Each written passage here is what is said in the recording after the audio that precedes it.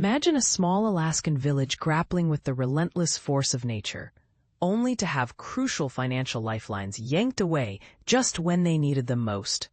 This isn't just a story of lost opportunities.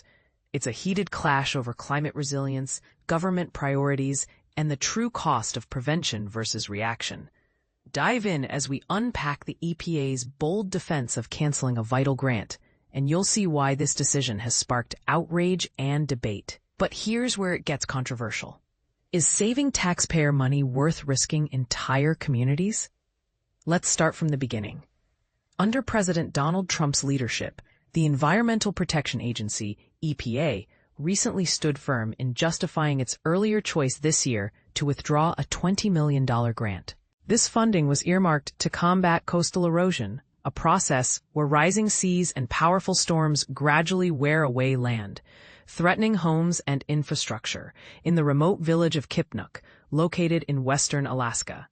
Kipnuk found itself among the most severely impacted communities from the lingering effects of Typhoon Halong, which battered the region over the weekend. For those unfamiliar, coastal erosion is a silent but aggressive threat, exacerbated by climate change, where waves and tides eat into shorelines, making areas like Alaska's coastal villages increasingly vulnerable. In this case, a precedented storm surge demolished dozens of homes, forcing hundreds of residents to flee for safety. The aftermath left the tight-knit community questioning its very survival, as detailed in reports from the Anchorage Daily News. A grant totaling $20 million had been approved in December through a program established during former President Joe Biden's administration. This initiative, tied to the Inflation Reduction Act, a sweeping piece of legislation aimed at tackling climate change by investing in green energy and environmental protections, was specifically designed to lessen the blows of these escalating natural disasters. Yet, in May, the Trump administration, with a focus on dismantling elements of the Inflation Reduction Act, revoked this grant. They extended this cancellation to hundreds of millions in additional funding intended for climate adaptation and renewable energy endeavors across Alaska. This move wasn't made lightly. It reflects a broader policy shift prioritizing fiscal restraint over expansive environmental spending. In a pointed statement, an EPA spokesperson under the Trump appointee explained that halting the grant prevented what they saw as wasteful expenditure. To be brutally honest, by proactively stopping this grant, $20 million from the hard-earned taxes of American workers remains safely in the U.S. Treasury rather than being carried off into the Kuskokwim River, declared EPA Press Secretary Brigitte Hirsch. It's a stark reminder that, in their view, the money's preservation trumped the potential risks of inaction. And this is the part most people miss: context from years of awareness. Officials have long been aware of flooding dangers in rural Alaska, and the recent typhoon highlighted how ineffective past efforts have been. Despite numerous studies and federal programs, many villages, including Kipnuk, were caught off guard, underscoring the gaps in preparedness amid fluctuating governmental focuses. Back in July, Raina Paul, the environmental director for the native village of Kipnuk, penned an impassioned plea explaining the dire stakes.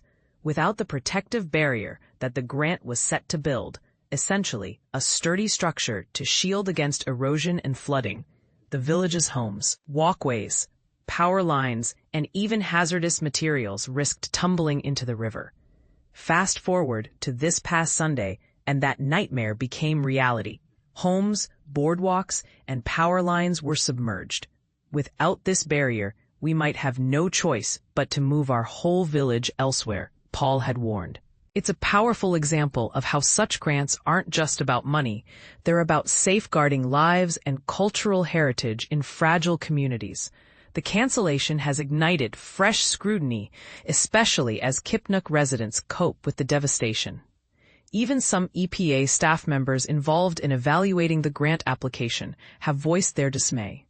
EPA's nonpartisan employees have repeatedly urged and implored our political leaders and representatives, but to no effect, wrote Union President Lauren Boldrick in a Thursday opinion piece.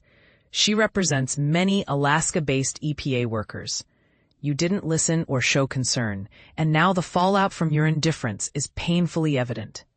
Her words paint a picture of internal tension, where frontline experts feel their insights are being dismissed.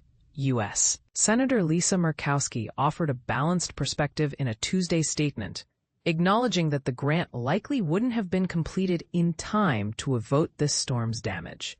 Still, she emphasized how the destruction reinforces the necessity of such investments for bolstering future defenses.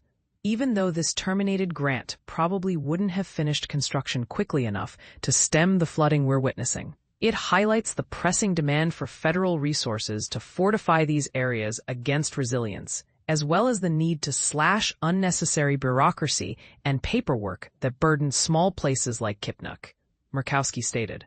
She added, "This administration emphasizes cost-cutting, but proactively minimizing the fallout from catastrophes like this is vastly more economical than the price of post-disaster recovery. Not to mention the human suffering involved. The ideal moment to strengthen our communities was 2 decades back. The second best is right now." It's a thought-provoking counterpoint. Prevention as a smarter, kinder investment. Hirsch from the EPA countered critics by suggesting that left-leaning partisans might have preferred watching those valuable tax funds disappear into the tides. But here's where the debate heats up. Is this really about partisanship, or a genuine clash over resource allocation? Following the cancellations of hundreds of millions in Alaskan grants earlier this year, the EPA redirected $140 million to the Denali Commission for Infrastructure in Alaska Native Villages. Hirsch argued that these funds were unlocked precisely because of the Kipnuk and similar rescissions. The EPA can now allocate these resources judiciously and effectively, she said, illustrating a pivot toward what they deem more efficient uses. Yet, experts like Sally Russell Cox, who oversees a program at Alaska's Division of Community and Regional Affairs focused on preparing native villages for coastal erosion and other environmental perils, pointed out ongoing hurdles. Securing this type of funding has always been tough. Cox noted in an email response to inquiries about the cancellations, halting these funds weakens communities' abilities to address potential threats. For beginners, think of it this way. These villages, often isolated and resource-poor, rely on grants to build things like seawalls or elevated structures. Simple but essential protections that big cities might take for granted. Hirsch assured that the EPA is actively collaborating with Alaska on emergency aid and ready to partner on infrastructure initiatives beyond our ongoing vital assistance to Alaskan communities.